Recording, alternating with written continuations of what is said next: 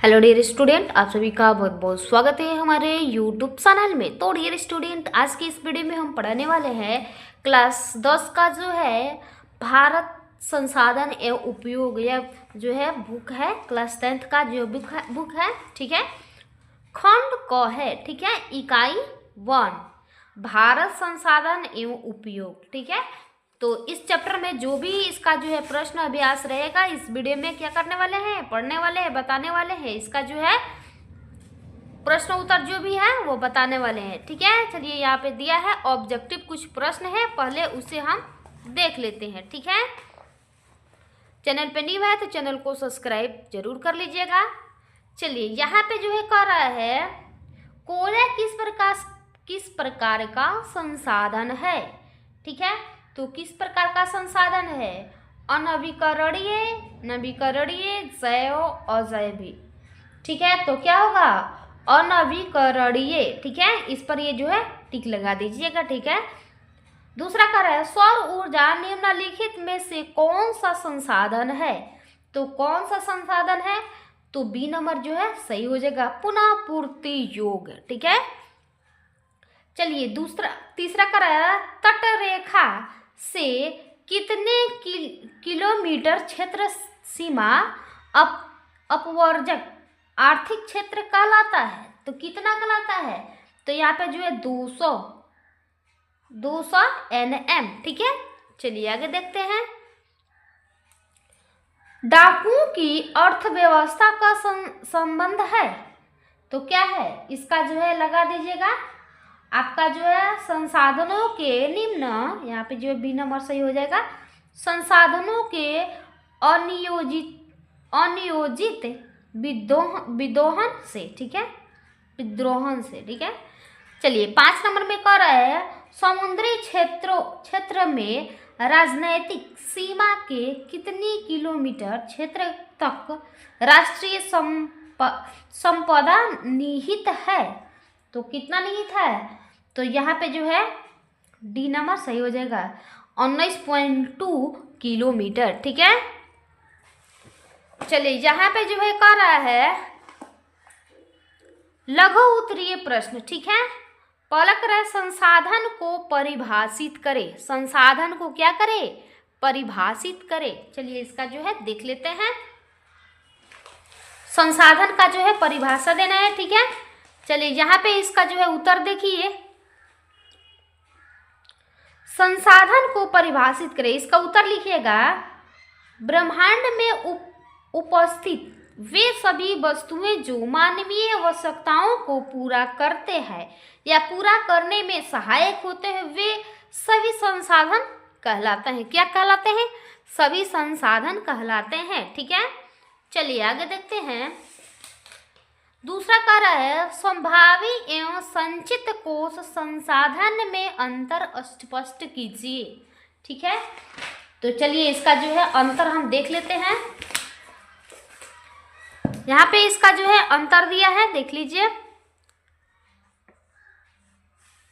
चलिए, यहाँ पे जो है दूसरा का जो है उत्तर देखिएगा। यहाँ पे जो है स्क्रीनशॉट भी आप ले सकते हैं ठीक है।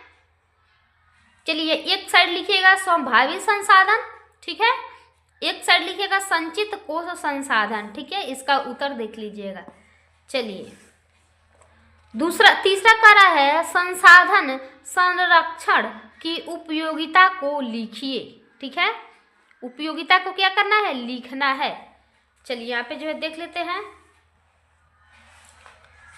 तीसरा का जो है उत्तर देखिएगा, संसाधन संरक्षण को उपयोगिता का उल्लेख इस प्रकार है। तो किस प्रकार है? चलिए देख लेते हैं। संसाधन संरक्षण को उपयोगिता का अर्थ यह कदापि नहीं है कि किसी वस्तु को सर्वदा सुरक्षित रखा जाए, बल्कि उपयोगिता का अर्थ यह है कि क्या क्या जो है अर्थ है, देखिए यहाँ पे जो है संसाधन को भविष्य के लिए बचत करना। दूसरा लिखिएगा अनियोजित संसाधन दोहन को रोकना।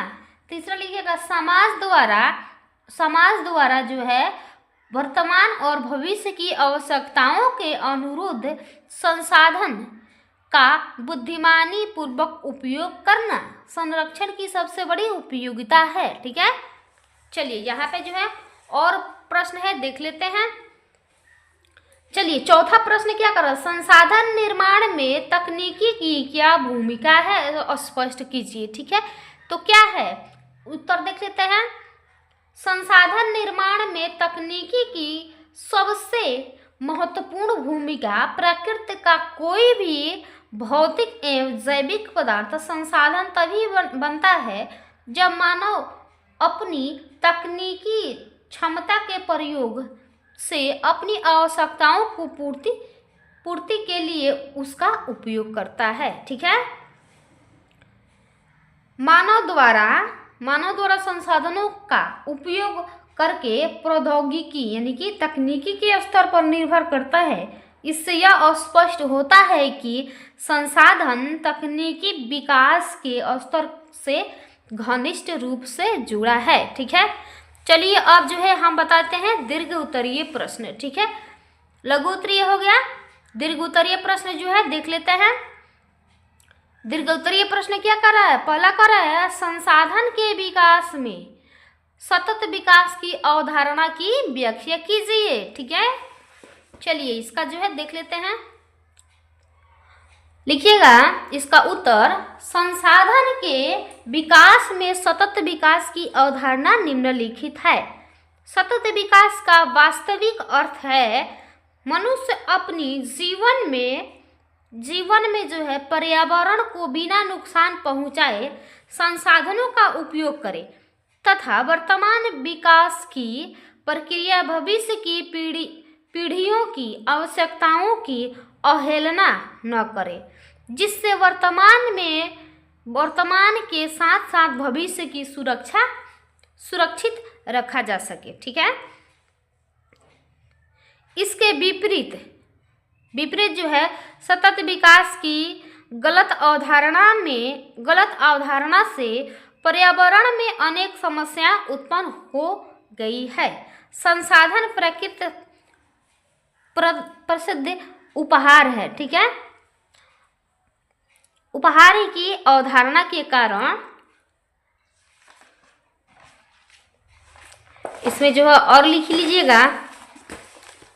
चलिए इसका जो है स्क्रीनशॉट आप लोग ले लीजिए और यहाँ पे देखिए, बहुत ज़्यादा वीडियो जो है लंबा हो जाएगा, इसीलिए इसका जो है स्क्रीनशॉट ले लीजिए। ठीक है, चलिए हम अगला क्वेश्चन जो है देख लेते हैं। अगला क्वेश्चन क्या कर रहा है, स्वामित्व के आधार पर संसाधन के विविध स्वरूपों का वर्णन कीजिए। ठीक है, तो देखिए इसका जो है उत्तर लिखिएगा। स्वामित्व के आधार पर संसाधन के स्वरूपों का जो है वर्णन निम्नलिखित है। क्या क्या है, व्यक्तिगत संसाधन, दूसरा क्या है सामुदायिक संसाधन, तीसरा क्या है राष्ट्रीय संसाधन और चौथा जो है अंतर्राष्ट्रीय संसाधन। ठीक है,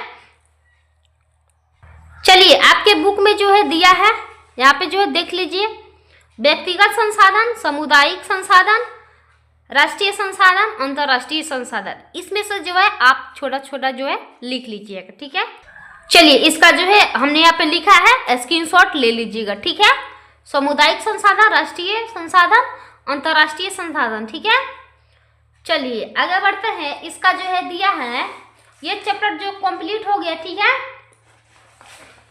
देखिए यहाँ पे जो है परियोजना कार्य दिया है, तो आप लोग जो है एक बार देख लीजिएगा।